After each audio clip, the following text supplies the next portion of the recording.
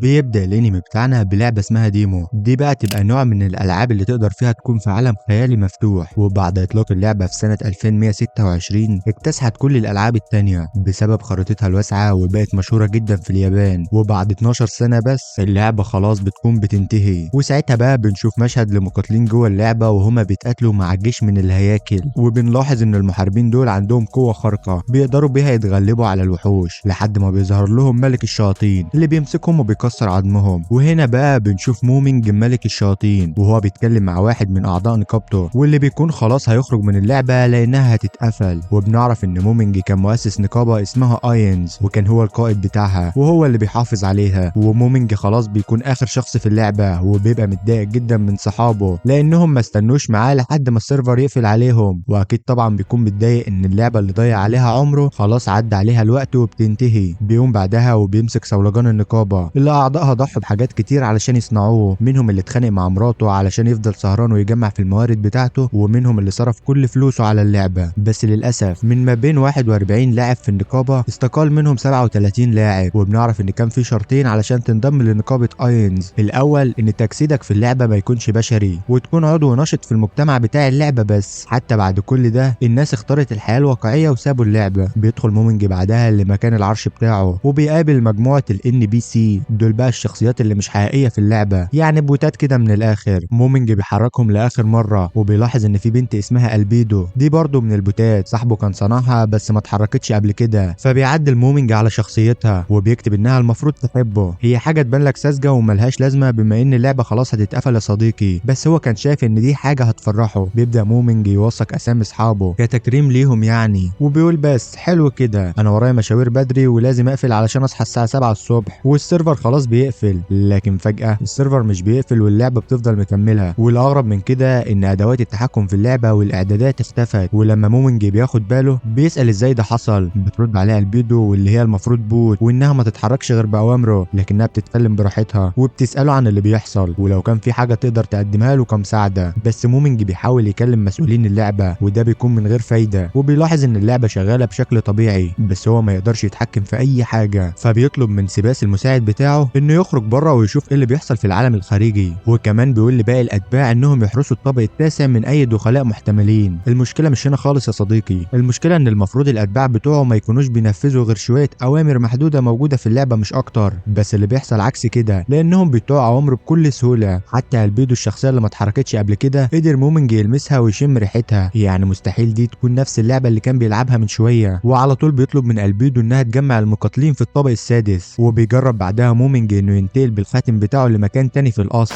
وفعلا بينجح في ده. فبيتأكد ان في حاجات لسه زي ما هي في اللعبة، حتى اتباع اوفياء ليه زي اعداداتهم الاصلية. المهم انه بيوصل لحد ساحة القتال في الطابق السادس. والمفروض بقى ان في توأمين اتصنعوا علشان يحرسوا المكان وهم اورا وماري. وفعلا اول ما بيوصل للمكان بيطلع الاتنين التوأم وبيحيوا مومنج كالملك الاعظم وكده. وبعدها بيخرج مومنج الصولجان وبيقول ان ده اعظم واقوى سلاح في النقابة. كل حجر من الاحجار اللي موجودة فيه من صنع الملوك، يعني حرفيا كده حاجة جبارة محدش يقدر يقف قدامها. وعلشان كده مومنج بيبقى عايز يجرب قوته، ودي هتكون اول مرة مومنج يستخدمه من غير زرار التحكم في اللعبة. يعني المفروض انه يستخدم السحر بجد. وفعلا بيعمل تعويذة عنصر النار وبيظهر على شكل تنين من النار. وبيطلب منه مومنج انه يهاجم اورا وماري علشان يقيس مدى قوتهم. وعلى طول بيبدأ القتال وبيكون سهل جدا على التوأم انهم يقتلوا الوحش. وفجأة بتيجي رسالة لمومنج من سيباس بيبلغوا فيها ان في مشكلة صغيرة بره القلعة. فبيطلب منه مومنج انه يرجع للطابق السادس. وبيقول للتوأم انهم كانوا جامدين في القتال وبيديهم شوية مية يشربوها. فبيستغرب التوأم لانهم مفكرين ان القائد بتاعهم مرعب اكتر من كده. المهم بتوصل البنت للمكان ودي بقى تبقى حارس الطابق الاول والتاني والتالت واللي بيكون اسمها شيلتر. طبعا مومنج بيكون اتاكد تماما ان الشخصيات الآلية اللي في اللعبة كلها بتطيع اوامره ولازم يكون قائد جامد قدامهم. وبنعرف ان مومنج كان اعلى مستوى في اللعبة ومفيش حد اقوى منه، وعلشان كده لازم يبتدي يجمع المعلومات ويعرف مقدار قوته ايه حاليا. بيبدأ التوابع يقدموا طقوس الولاء والطاعة، بس بنلاحظ اختفاء حارس الطابق الرابع والطابق الثامن كمان. وبنعرف كمان ان شيلتر بتبقى مصاصة دماء وشكلها كده بتبقى واقعة في حب مومنج، وبتفضل تتخانق مع اورا وماري زي العيال الصغيرين لحد ما بيتدخل كيكو وده بقى يبقى حارس الطابق الخامس. وشخصيته وتصميمه اتصنعوا علشان يبقى محارب. اما بقى حارس الطابق السابع فهو ديمي، ده بقى يبقى شيطان اتصنع علشان يبقى قائد للبوتات في حالة الدفاع. وبعد كل طقوس الولاء دي مومنج بيشكرهم. فالبيدو بتقول له انا يا ابني انت بتشكر تشكرنا على ايه؟ ده انت الملك الجامد اللي مفيش منك اتنين وحاجه كده يا صديقي، قمه العبوديه. المهم بيرجع سيباس للمكان وبيقول ان القلعه بقى حواليها سهول مختلفه عن المستنقعات اللي كانت حوالين القلعه قبل كده، وما قدرش يشوف اي مبنى او شخص او وحش حوالين المكان. فبيطلب مومينج من البيدو انها تعمل نظام نقل معلومات احسن من كده، وبيطلب من اورا وماري انهم يحاولوا يخفوا القلعه. اورا بيقولوا بس الموضوع هيكون صعب بالسحر بس، لكنهم بيقدروا يغطوا الاسوار بالتراب ويعملوا تمويه. وبالرغم من ان البيدو كانت شايفه ده تشويه للقلعه، الا ان مومينج بيوافق لو ده الحل الوحيد المتاح، وبيضيف كمان انهم هيعملوا شويه تلال مزيفه وبكده يكونوا اختفوا عن الانظار. وبيسال مومينج بعدها الحراس هم شايفينه ازاي، تقريبا كده عايز يسمع شويه مدح في نفسه. فبتقول له شيلتر انه الشخص الاجمل في العالم، وعايز اقول لك يا صديقي انها تقريبا محتاجه تلبس نظاره. كيكو بقى بيكون شايفه انه اقوى من كل الحراس ويستحق انه يكون حاكم النقابه، اما اورا بيقول له انه قائد رحيم وعطوف. بينتقل بعيد عنهم وهو مش مصدق ان دي اراء الشخصيات عنه. اما الحراس بقى بيكونوا مبسوطين جدا من مقابلتهم لمومينج، لحد ما بتتخانق شيلتر مع البيدو على الملك بتاعهم. وهنا بقى ديمو بيقول للتوأم انا هخلع عنها واسيب حوارات البنات دي ماليش فيها، بس للحظه بيقف كده وبيقول انه مهتم بنتائج القتال ده، لان اكيد واحده منهم هتتجوز مومينج في الاخر وتخلف منه ولي العهد واللي هيقدر يورث العرش من بعده. وكيكو بيتحمس شويه وبيقول يا اخيرا هبقى عم. بنرجع بعدها لمومينج وهو في مخزن الاسلحه بتاعته، وبيبقى شايف انه بما انه ساحر من المستوى ال100 لازم يبقى عنده قوه كافيه كمان للسيوف. بس اول ما بيمسك السيف بيقع منه، وبنعرف بقى ان في قاعده في اللعبه تمنعه يستخدم السلاح ما دام اختصاصه هو السحر، والسبب غامض القاعده دي لسه شغاله ما اختفتش. وبنعرف ان في 3 ايام عدوا من ساعه ما مومينج اتحبس في اللعبه، وبرغم كده هو مش خايف ولا قلقان من هيئته الغريبه ولا حاسس انه جعان ولا عايز ينام مثلا. فبتدخل واحده من الاتباع للاوضه وبتحول السيف لسيف سحري، فبيقدر مومينج يستخدمه. وبنعرف انه يقدر يستخدم اي اداه صنعت بالسحر عادي جدا. وبيقول لهم بعدها انه هيخرج يتمشى لوحده شويه في المدينه. فالتباع بتقول له لا ما تخرجش لوحدك كده، ممكن تعرض نفسك للخطر وما نعرفش نفديك بروحنا. لكن مومينج بيصمم فعلا وبيخرج لوحده، وبينتقل للطابق الاول وهو لابس درع علشان يتخفى، لكنه بيقابل في وشه ديمو و3 من الشياطين اللي تحت ايده. طبعا بيستغرب مومينج ان ديمو عارف انه هيخرج، بس بيفتكر ان مفيش حد يقدر ينتقل من مكان لمكان في القلعه براحته غيره. بيقول له ديمو انه ما يقدرش يسمح له يخرج لوحده، فبيسمح مومينج بان ديمو يمشي معاه، وهو كل اللي كان عايزه انه يشم شويه هوا بره القلعه. المهم اول ما بيخرجوا بتبان السماء العظيمه اللي صنعها حد من صحاب مومينج، واللي بتكون حرفيا شكلها تحفه وكانها حقيقه. فبيستخدم مومينج سحره وبيطير لمكان عالي. ديمو على طول بيطلع وراه وبيشغل وضع الطبله وبيقعد يقول لمومينج فعلا العالم هنا جميل علشان تقدر تاخد منه كل ثرواته يا مافيا. بس مومينج بيقول انه ممكن يكون دي العالم ده علشان يلاقي صندوق الكنز، وساعتها مش هياخده لنفسه، ده هيزين بين النقابه وكل اصحابه. فديمو بيقول له انت تؤمر يا ريس، اطلب بس وهجمع لك كل الحراس علشان نلاقي الكنز. مومينج بيقول له فعلا السيطره على العالم ده هتكون فكره كويسه، بس من جواه بيبقى بيكلم نفسه كده وبيسال لو كان يقدر يعمل ده اصلا، وبعدين هل هو الشخص الوحيد اللي بقى موجود من اللعبه؟ بس طبعا ما بيلاقيش غير اجابه واحده، وهي ان ممكن رسالته ما بتوصلش لحد علشان هم بعيد او مدى تاثير السحر اتغير. وهنا بقى بنشوف ماري وهي بتستخدم الهزات الارضيه علشان تخفي اسوار القلعه، فبيتبسط مومينج منها جدا وبيقرر يديها مكافاه. ولما بينزل يقابلها بيديها خاتم انتقال، مع انه المفروض بيبقى للحاكم بس، الا انه هيبقى مفيد ليها في التنقل حوالين الطوابق وتقدر تعمل بيه شغل احسن من كده كمان. طبعا ماري بتبقى في غايه الفرح وبتشكره، وبتظهر البيدو فجاه وبتفضل تمجد في مومينج زي الطبيعي بتاعها، فبيديها مومينج خاتم انتقال هي كمان بما انها قائده الحراس يعني. وشكله كده بيدي مكافآت للبنات بس، وسايب ديمو الراجل الشيان اللي مشحطته معاه. في الوقت ده بقى بنشوف شخص غريب كده وهو معاه جيش كبير، وبيقول للجنود بكره الصبح تهجموا على القلعه اللي عليها الدور. على الجنب التاني بقى بنشوف جيش كبير من مملكه كبيره وهم متدمرين وفي مصابين كتير فيهم، وكبير المحاربين بيقول للنائب انه ياخد المصابين ويرجع بيهم لمملكه ايرن، بس النائب بيرفض. بيقول ان اوامر الملك كانت انهم يحققوا في موضوع المجموعه اللي بتهاجم القرى حوالين المملكه ويخلصوا عليهم، وحتى لو العدو كان فرسان روس،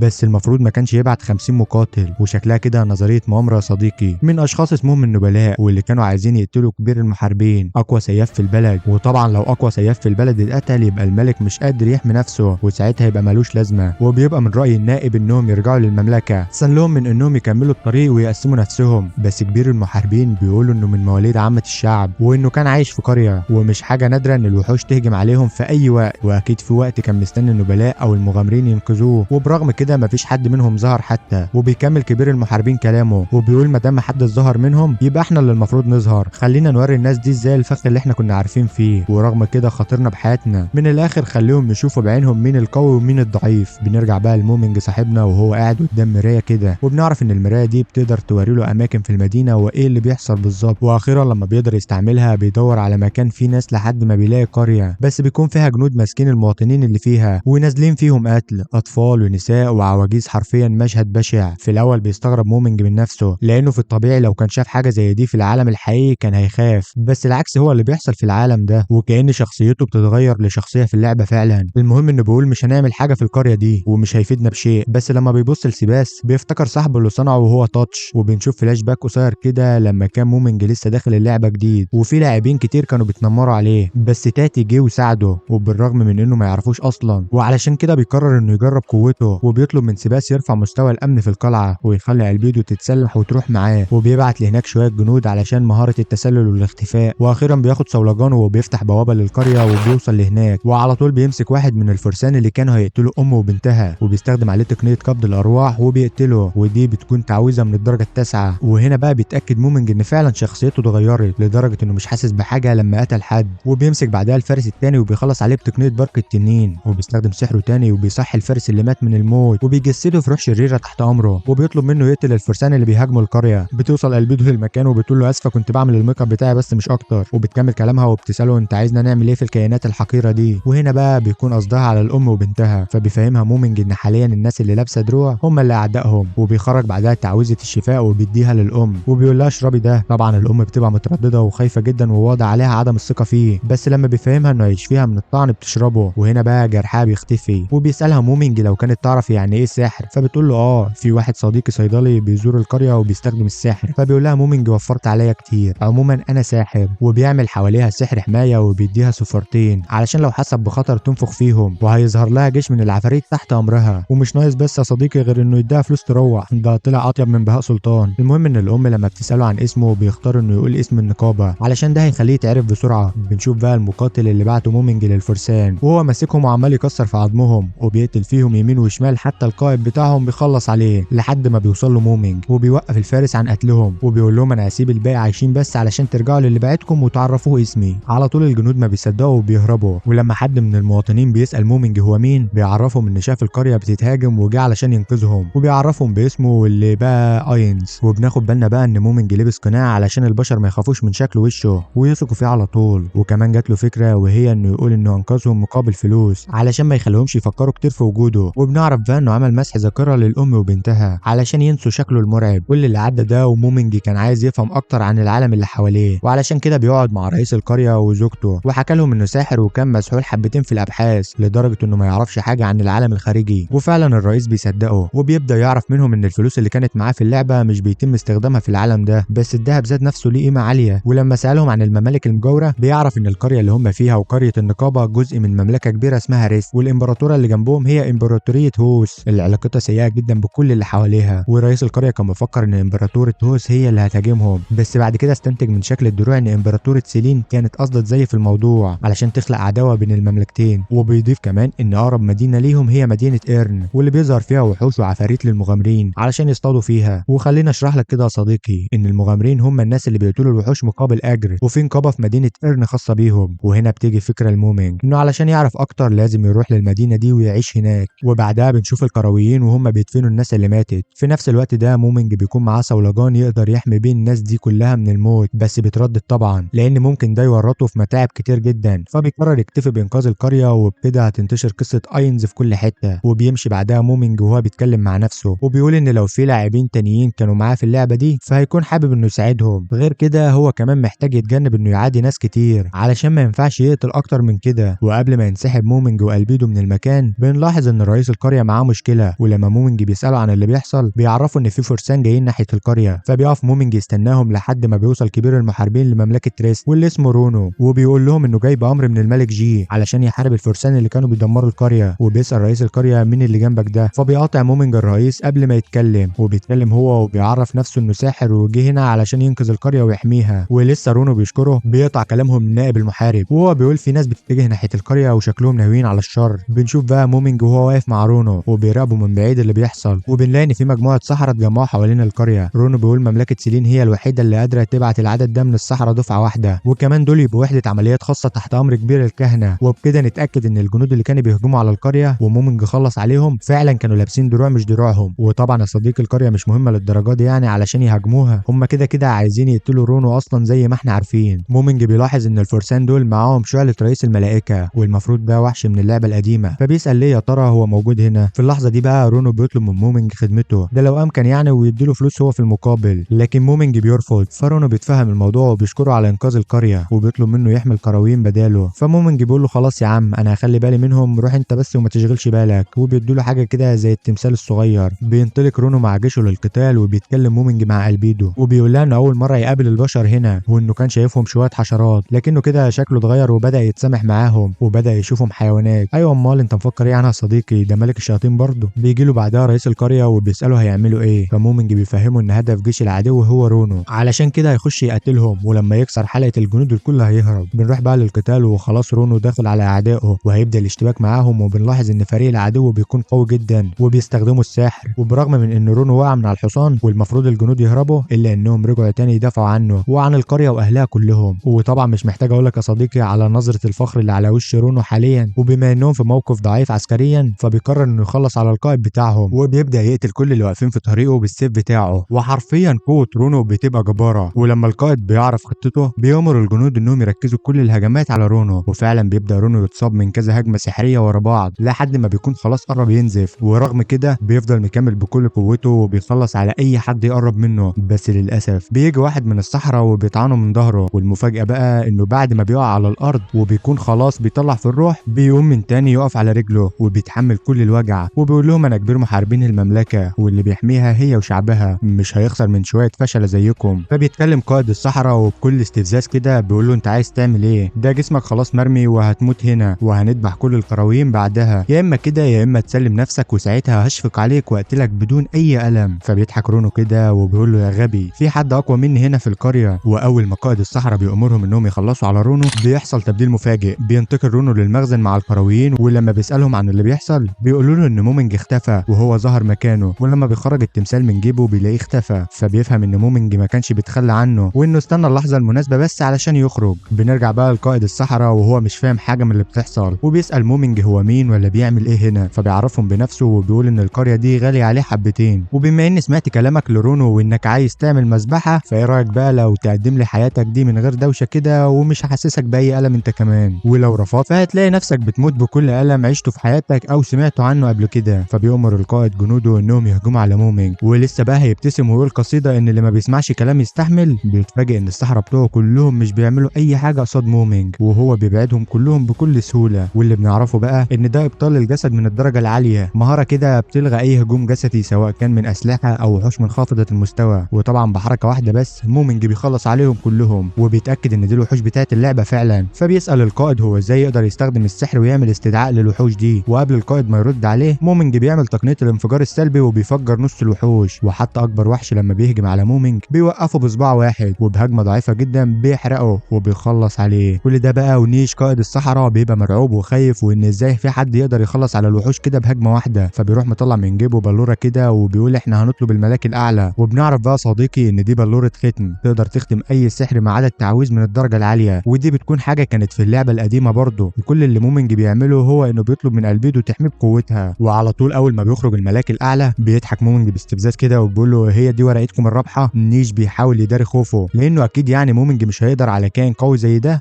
من الدرجة السابعة يعني، ويمكن بيلعب معاهم لعبة نفسية علشان يخوفهم. وما اكدبش عليك يا صاحبي انا ذات نفسي قلت كده، ده هتبقى نهاية مومينج من عظمة الهجوم. بس تفتكر ده فعلا حقيقي؟ قبل ما نكمل بقى انزل اعمل اللايك المتين واشترك في القناة لو لسه ما اشتركتش علشان اكمل لك بقى الحكاية. بنرجع للهجوم مرة تانية وبنشوف ان مومينج واقف في نص الضربة وبيضحك وحرفيا مش متأثر بأي حاجة. فبتخش عليها البيدو وهي بتصوت وبتقول لهم تعالوا لي يا اشكال الحياة المتدنية، انتوا بتهجموا على حبيبي ده انتوا يومكم اسود. بس مومينج بيقول لها اهدي يا حاجة، ما انا قدامك اهو زي الفل، اصلا كل ده جزء من خطتي. وبيروح مفعل هجوم الثقب الاسود وحرفيا الملاك بيختفي من الوجود في جزء من الثانية. هو بيحصل كسر في وسط السما كده، وبنعرف ان في حد من مملكة نيش كان بيراقبه بسحر المعلومات، بس شكلهم ما يقدروش يشوفوا اكتر من كده. نيش في الوقت ده بقى بيقعد يتوسل له وبيقعد يعيط علشان ينقذ حياته، بس مومينج بيديله واحدة يا شوية اشكال متدنية وبيقلع القناع بتاعه وبيظهر الخوف والرعب على نيش. في طريق العودة بقى بنشوف البيدو وهي منبهرة بحبيبها وبتقول له بس برضه ما كانش ينفع تنقذ انسان حقير زي ده، يطلع مين هو علشان انت تحميه. فبيفهمها مومينج ان هو كده كده كان هينقذ القرية، بس لازم يكون عامل حسابه دايما ان العدو اقوى منه، وعلشان كده بعت له رونو الاول علشان يحاربه ويجرب فيه. بيرجعوا بعدها للقلعة وبيقعد مومينج على العرش وبيعلن رسميا تغيير اسمه اسمه لاينز. على طول كل اللي في القلعه بيقعدوا يعملوا شويه طقوس الطاعه وبيترموا تحت رجليه، واينز بيكون مبسوط وعايز يحقق هدفه، وهو انه يعمل اسطوره لنفسه يخلي كل المخلوقات في العالم تعرف مين هو اينز. في اليوم اللي بعده البيدو بتكون مع اينز في مكتبه وبتقول ان مفيش اي اتصال قدروا يعملوه مع حد من اللاعبين، واورا هيوسع منطقه البحث لغايه الغابات. وبتعرفوا كمان ان نيجي اللي هم اخدوه كاسير كان قائد وحده العمليات الخاصه لمملكه سيلين، فبيفتكر مومنج حاجه شبه الناس دي في اللعبه، وبيقول ان دول مجموعه من العفاريت والغيلان وانصاف السحالي، تفكيرهم انهم عايزين البشر يتوحدوا ضد كل السلالات والاتصال بيهم حاليا خطر. بعدها بيحس اينز بشويه ندم كده وبيقول لالبيدو ان هو اللي زرع مشاعر ناحيتها، فبتقول له ايه المشكله انت متضايق ليه اصلا؟ فبيقول لها يا بنت افهمي، انا اللي لعبت في الاعدادات اللي تابو كان صانعها لك. فبتقول له اكيد تابو كان هيسامحك وهيبقى مبسوط زي اي اب بيحب بنته لما بتتجوز، وبتبقى باين عليها انها واقعه قوي يا جدعان. في الوقت ده بقى بتدخل عليهم شلتر للمكتب.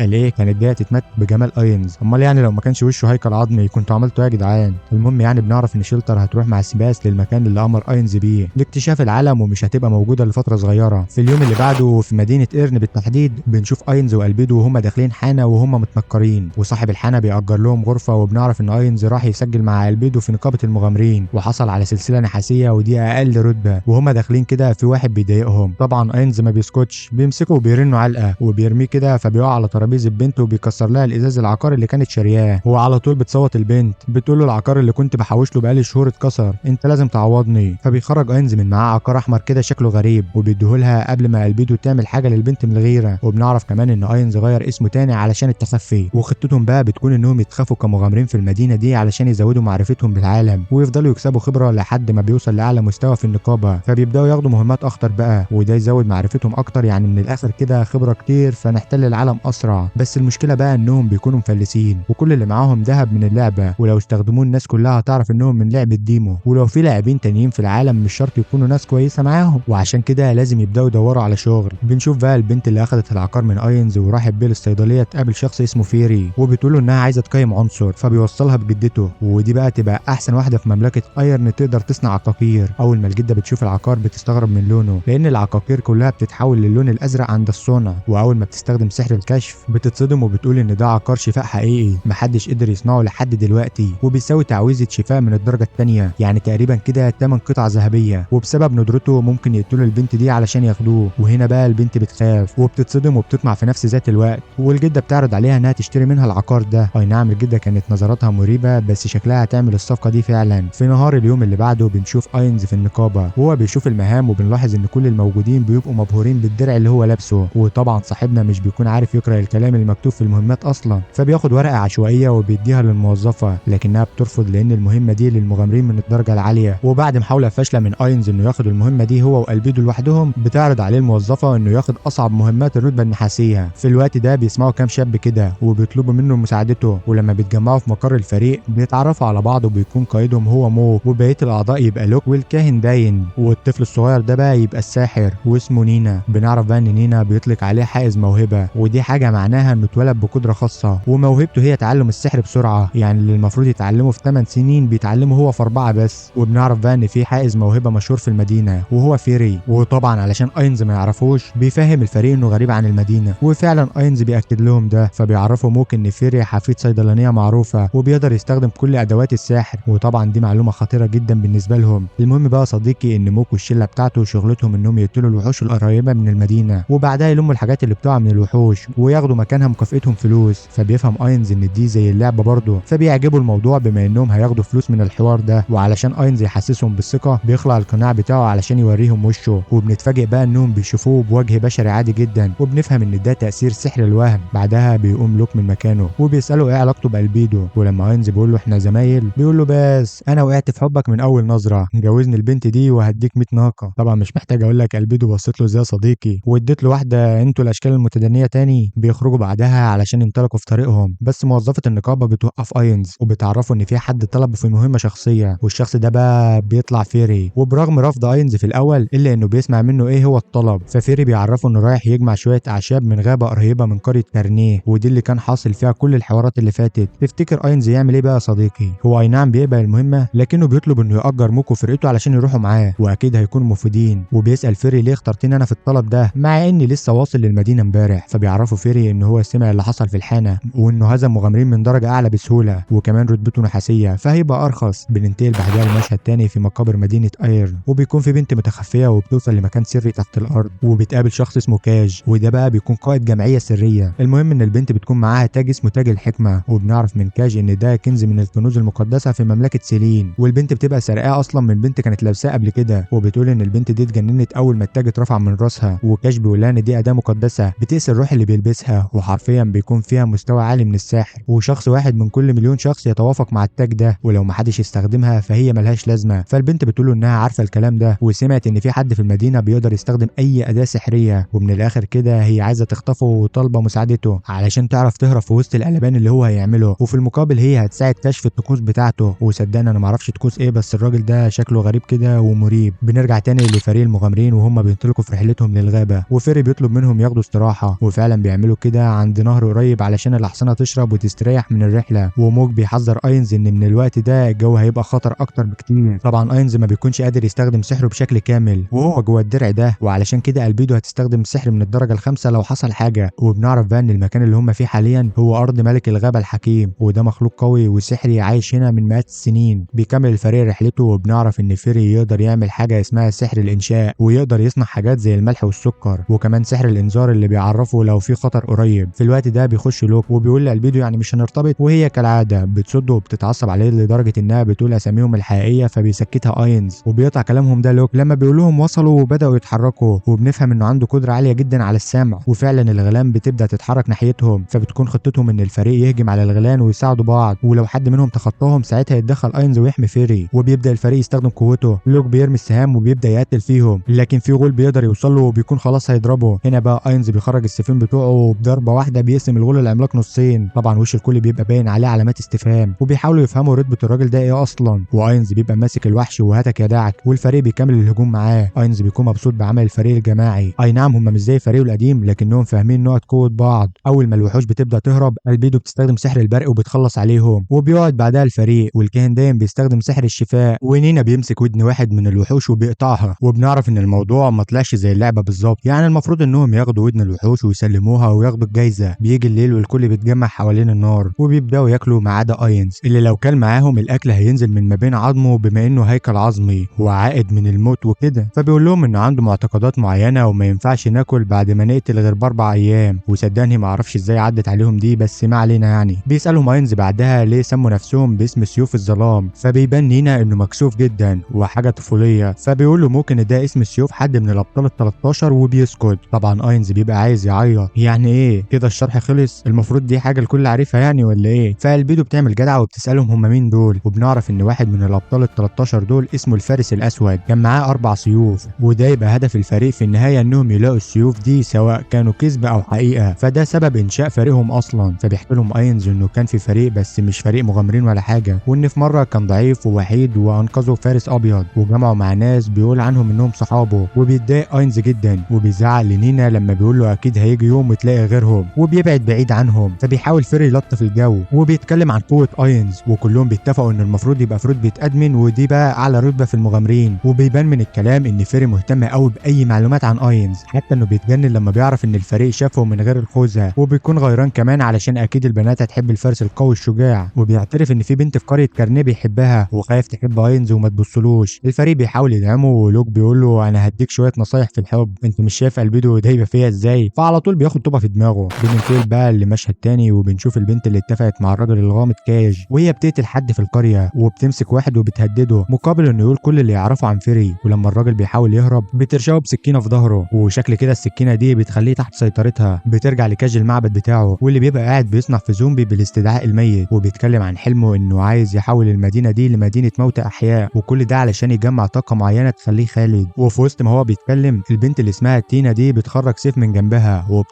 وبتضربه بيه، بس كاش بيكون سريع جدا وقدر يحمي نفسه. فبتقول له ايه يا عم انا كنت بهزر معاك مش اكتر. وبنعرف معلومات كده عن تينا، وانها كانت عضو في مجموعه سريه اسمها الكتاب المقدس الاسود واحتلت مكانه عاليه فيه، لكننا ما بنعرفش ايه سبب انها خرجت منه. بنرجع تاني لاصحابنا وهم ماشيين في الغابه، واينز بيكون شايف انه لسه بيفكر بعواطفه، والدليل على ده لما زعق لنينا. وفي وسط ما هم ماشيين نينا بيقول لهم انه ممكن يهجم عليهم تنين، لانه سمع ان حوالين المملكه في تنين اسطوري بيتحكم في الطبيعه، وكمان في تنانين في الغابه بتعيش شمال جبال ازر. وهنا بقى بنعرف من اينز ان التنانين كانت موجوده في عالم اللعبه، وكانت قويه جدا، فلازم هو يخلي باله. وهم بيكملوا طريقهم بيشوفوا سور غريب ما كانش موجود قبل كده، ولما بيقربوا منه بيطلع عليهم عفاريت بتحمي المكان، بس الغريب انهم بيطلبوا عدم القتال. وبتظهر لهم البنت اللي اسمها انري، ودي بقى صاحبي هي البنت اللي فيري بيحبها. مش دي المفاجاه ولا حاجه، المفاجاه بقى انها تبقى البنت اللي انقذها اينز في القريه هي وامها، والعفاريت دي مستدعاه من الصفاره اللي كان مديها لها اينز. بيقعد فيري يتكلم مع انري وبيكون متوتر جدا، يعني مثلا بيقول لها ازيك عامله ايه تتجوزيني، قصدي اخبار الفاكهه عندكم عامله ايه النهارده، ده انا سامع ان البطاطس غاليه وحاجه في منتهى العبثيه. المهم انه بيسالها على العفاريت فبتشرح له اللي حصل، وانهم ظهروا لما استخدمت الصفاره اللي اداها لها منقذهم، واللي هي نفسها تشوفه مره تانية. طبعا فيري بيبقى هيعيط لما قالت عايزه تشوفه تاني، بس بيرتاح لما بتفهمه انها عايزه تشكره مش اكتر. وبتفضل توصف فيه الفيري يمكن يعرفه، لحد ما بتقول انه عطاه عقار لونه احمر وكان معاه بنت اسمها البيدو. فبيبدا فيري يربط الكلام ببعضه وبيستنتج ان اينز هو المنقذ، وكمان ما طلعش محارب من رتبه ادمن، لا ده كمان طلع ساحر. وهنا بقى بيبان عليه الخوف، وبيسال نفسه هو ازاي كان عايز يتسلل وراه علشان يعرف سر عقاره، ده شكله بطل بجد، ولو شك فيا ممكن يموتني. وبيقابل اينز وبيقول له انا بشكرك، وبيقاطع محاوله اينز انه يخفي هوايته، وبيشكره انه حمى القريه وخصوصا انري البنت اللي هو بيحبها، وبيعترف له كمان بموضوع العقار الاحمر وانه طلبه شخصيا علشان كده وبيعتذر له. اينز بيكون متفاهم للموضوع وبيقول له ما تعتذرش انت ما عملتش حاجه غلط، وبيطلب منه ما يقولش لحد عن اللي هو عرفه ده خالص. بيرجع الفريق بقى لمهمته الاساسيه وبيدخلوا الغابه، وبيطلب منهم فيري انه لو ظهر ملك الغابه الحكيم محدش يقتله، لانه شايف ان الغابه دي محدش هجم عليها لحد دلوقتي بسببه، ولو اتقتل الغابه دي هتبقى فوضى جدا لكل الوحوش. فبينفصل عنهم اينز وبيقول له انه هيستخدم سحر البيدو وهيبعد التنين عنهم. اول لما بينفصلوا بيظهر اورا، وبتكون مهمته يدور على ملك الغابه ويبعته في اتجاه اينز. وصدقني انا مش فاهم قصده ايه اصلا او خطته كانت ايه. لما البيدو بتساله بيقول لها انه عايز يقتل التنين بما انه وحش اسطوري، فاكيد ده هيعمل صيت للنقابه كبير قوي. بينطلق اورا على طول لحد ما بيوصل عند كهف كده، وبينفخ على التنين، فالتنين بيتحرك من مكانه وبيطلع يجري وراه لحد ما بيوصل عند الفريق. وهنا بقى اينز بيقول لهم سيبوا لي انا الموضوع ده، فالفريق بيجري بعيد كده وما بيبقاش فيه شهود على القتال اصلا. فبيفكر اينز انه ممكن ياخد رجل ولا ودان التنين كده. اول ما بيوصل التنين بيهجم على اينز اللي على طول بيسد هجومه، والتنين بيبدا يتكلم وبيحذره انه لو ما مشاش دلوقتي من المكان مش هيحصل له طيب. فبيستفزه اين بالكلام لحد ما بيظهر التنين العظيم الجبار. ايه ده، لا ثواني كده يا جدعان، التنين ده طلع فار في الاخر، مين المعتوه اللي عمل الاسطوره دي؟ المهم اينز بيجيبوا سكه وبيكون عارف فصيلته لانه كان عنده حيوان اليف شبهه، ولسه بقى الهامستر هيقول له تعالى قتلني يابا. بيمسك اينز سيفه بكل خيبه امل وبيستخدم هاله اليأس عليه، فبيقع الهامستر على ظهره وبيقول له انا استسلمت خلاص، ابوس ايدك ما تقتلنيش. بيرجع اينز للفريق ومع الهامستر وبيشرح لهم بقى ان هو ده ملك الغابه الحكيم بتاعهم وخلاص بقى تحت سيطرته. بس فيري بيساله لو كان عدم وجود الوحش في الغابه هيخلي الوحوش تهجم على القريه. الهامستر بيقول له بصراحه ممكن ده يحصل. هنا بقى فيري بيطلب من اينز انه ينضم لفريقه علشان يتعلم منه، وكمان هو عنده معرفه بالادويه فممكن يساعده. فبيضحك اينز كده بسخريه وبيقول له انا اسف والله ما كانش قصدي، بس لا مش هينفع تنضم، انا هسخر جزء من قوتي يحمي القريه وممكن احتاج مساعدتك في ده. وبيرجع الفريق بقى لمكانه وبيوصلوا فيري لبيته اللي ما بيلاقيش جدته، واول ما بيفتح اوضته بيلاقي تينا في وشه. ولحسن الحظ الفريق ما كانش مشى لسه، فبيدخلوا عشان يحموه. تينا بقى بتشرح خطتها بكل بجاحه وبتقول لفيري انا جاي علشان اخطفك واخليك تستعمل التاج علشان استدعي الجيش من الموتى. موج بيقول لفيري اهرب وخد نينا معاك. وهنا بقى نينا بيذكره بشيء عن اخته اللي المفروض انه عايز ينقذها من النبلاء اللي خطفوها، بس تينا بتستهزأ بيهم وبتخرج سيفها وبيكون تاج موجود كمان، وشكلها كده عامله حسابها على كل حاجه. على الجنب التاني بقى بيكون اينز في النقابه بيسجل الوحش بتاعه الجديد واللي كان ملك الغابه سابقا وحاليا بقى اسمه موسكي. وبالصدفه بيقابل جدة فيري اللي بتعرف ان اينز هو اللي كان بيحمي حفيدها، وعلى طول بتساله هو فين، فبيقول لها ان هو رجع البيت وحاليا هو رايح علشان يستلم اجره. فبتطلب منه الجده انها تروح معاه، ولما بيوصلوا ما بيلاقوش حاجه غير الضلمه والسكوت، وعلشان كده بيحس اينز بالخطر. بيخرج سيفه وبيبدا يدور في كل مكان على فيري لحد ما بيوصل لمكان التخزين وبيلاقي فريق المغامرين واقعين وسايحين في دمهم، وللاسف بيكونوا كلهم اتحولوا لزومبي. على طول اينز بيخلص عليهم وبيقعد بعدها يستنتج ايه اللي حصل، وبما انه كان ساحر من الدرجه الثالثه فقدر انه يلغي تعويذه الزومبي دي، وكانوا المفروض يخبوا الجثث دي، لكن اللي عمل كده مش مهم عنده يكتشف ولا لا. من الاخر يعني الناس دي لازم يتم التعامل معاهم بسرعه، وعلشان كده بيقترح اينز ان الجده تعمل طلب في النقابه، وبيحاول يقنعها ان هو المغامر الوحيد اللي عنده القوه دي انه يرجع حفيدها. المشكله انه بيطلب مقابل ده كل شيء الجده بتمتلكه. طبعا الجده مستعده تضحي باي حاجه مقابل ان حفيدها يرجع من تاني، فبتوافق على الطلب على طول. وهنا بقى بيدخل اينز مع البيدو اوضه لوحدهم وبيخرج خريطه، وبيكون اينز لاحظ ان فريق المغامرين اتاخد منهم الصفايح بتاعته، وده هو الخيط بتاعهم بقى. بيبدا يخرج من معاه شويه تعويذ للغطاء الوهمي والكاشف المعاكس علشان يدور على مكان الصفايح، وبتبدا البيدو تفعل التعويذ ورا بعض لحد ما بتنجح في تحديد المكان. وخليك عارف يا صديقي انك علشان تقتل لاعب بنجاح لازم تجمع اكبر قدر ممكن من المعلومات وتهجم عليه بعدها، ودي كانت النصيحه الاقرب لقلب اينز. المهم بيستخدم اينز بعدها الاستبصار وبلوره المراقبه مع بعض، فبيقدر يشوف مكان فيري في المقبره وحواليه جيش كبير من الهياكل العظميه، فبيخرج على طول يبلغ الجده. تفتكر جابها لها واحده واحده مثلا علشان ما تروحش فيها؟ لا يا صديق، دخل عليها وقال لها بص يا حاجه، حفيدك في المقبره مع جيش من الهياكل، شكله كده عايز يجيب لها سكته قلبها صديقي، وبيطلب منها تبلغ في النقابه ان جيش الموتى ده ممكن يخرج من المقبره، وبيتجه هو والبيدو على هناك. بنروح احنا بقى للمقبره وبنشوف الحراس واقفين، وفجاه بيظهر جيش من الاف الهياكل والوضع بيبقى سيء جدا لحد ما بيوصل اينز، وطبعا الجنوب بيبصوا على الرتبه بتاعته فبيقولوا له نحاس، وبيقولوا ده ملوش لازمه. بس اينز بيكون عكس كده، بيطلع سيفه وبيرميه على جيش الموتى وبيوقعهم كلهم جوه المقبره، وبيقول لهم انا لسه هستناكم تفتحوا البوابه، سلام يا اولاد العبيطه. بينط جوه المقبره وموسكو والبيدو وراه، ومفيش دقيقه عدت يا صاحبي وصوت الهياكل اختفى تماما. واول ما الجنود بيطلعوا يبصوا على اللي حصل بيلاقوا الجيش تم ابادته حرفيا. بيبداوا يتكلموا عن اينز بعد ما عرفوا اسمه، وبكده خطه اينز بتنجح وصيته بيزيد فعلا. بنروح احنا بقى لاينز اللي بيبقى ماسك اي هيكل يجي قدامه وبيكسره، بس المشكله انه كده مش بيتقدم وبيهدر طاقته على الفاضي. فبتقول له البيدو معلش يعني يا سياده الرئيس، اعذرنا على جهلي واشرح لي احنا ليه ما بعتناش قوه هجوم متخفيه واستنينا لحد ما المعركه خلصت ودخلنا في اللحظه المثاليه.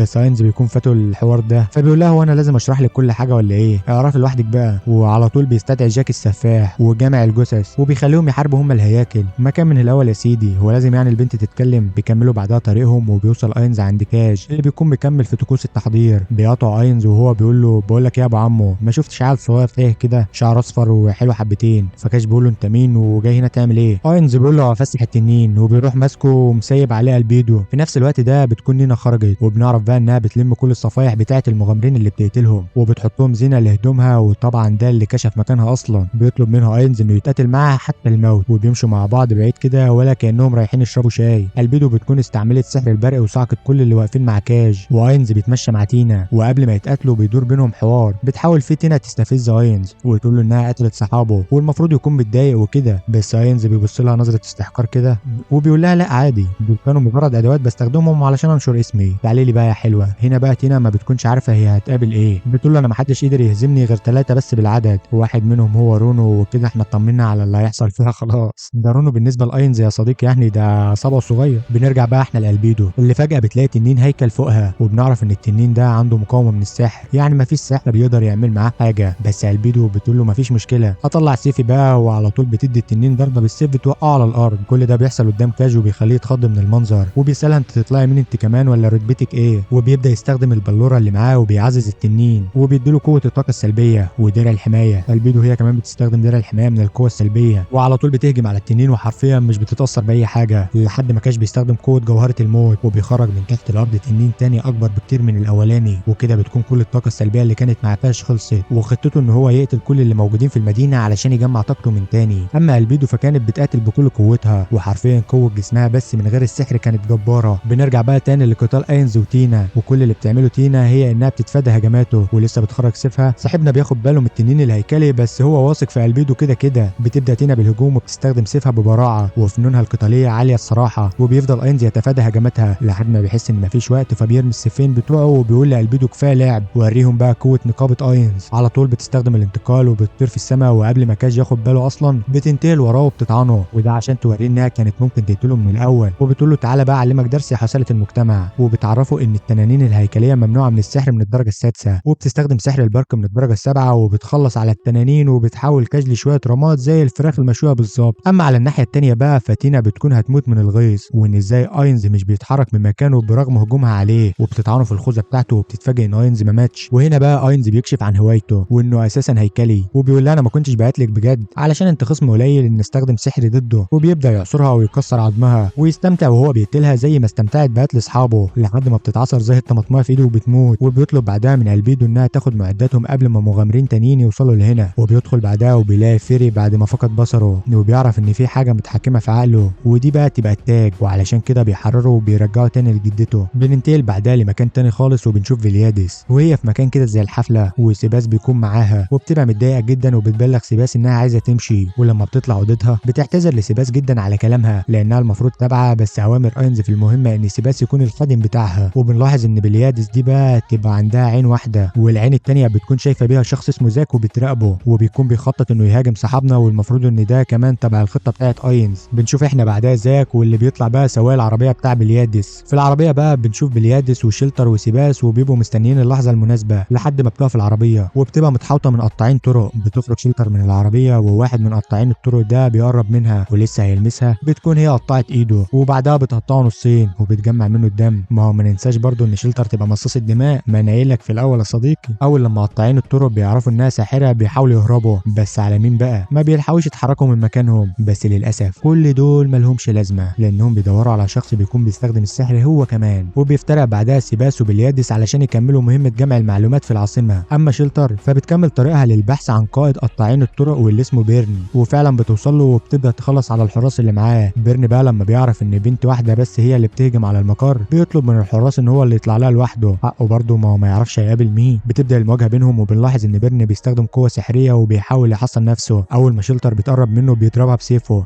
بس السيف ما بيأثرش فيها نهائيا، وكان جسمها فولاذي. بتبدا تصد كل ضرباته بايديها من غير اي اسلحه، وبتقول له بص انا مش هقتلك علشان انت بتستخدم فنون قتاليه وممكن تبقى مفيد للرئيس بتاعي. وهنا بقى بيرن بيطلع يجري زي العيال الصغيره. بتستخدم شيلتر قوه الدم اللي كانت بتجمعها وبتنطلق وراه. بيرن بيهرب للمقر الداخلي، وبيبقوا اتباعه عاملين كمين كده، وبيستغربوا ان قائدهم بيجري بالمنظر ده، لحد ما بتظهر شيلتر بهيئه مرعبه جدا، وبتبدا تمص دمهم واحد ورا التاني. ولما بتوصل للمكان اللي دخل فيه بيرن بيطلع نفق للهروب. ولما بتخرج من المقر بتلاقي كام شخص كده معاهم اسلحه فضيه، على اساس يعني انهم هيخلصوا عليها وكده. بس شيلتر بتعمل الواجب معاهم وزياده، لحد ما بيجي الدور على البنت اللي بترمي شيلتر بعقار لونه احمر. هنا بقى شيلتر بتهدى وبتمسك البنت وبتسالها جابت العقار ده منين. وبنعرف بقى ان البنت دي اللي كانت في الحانه مع اينز لما كسر لها العقار بتاعها بالغلط واداها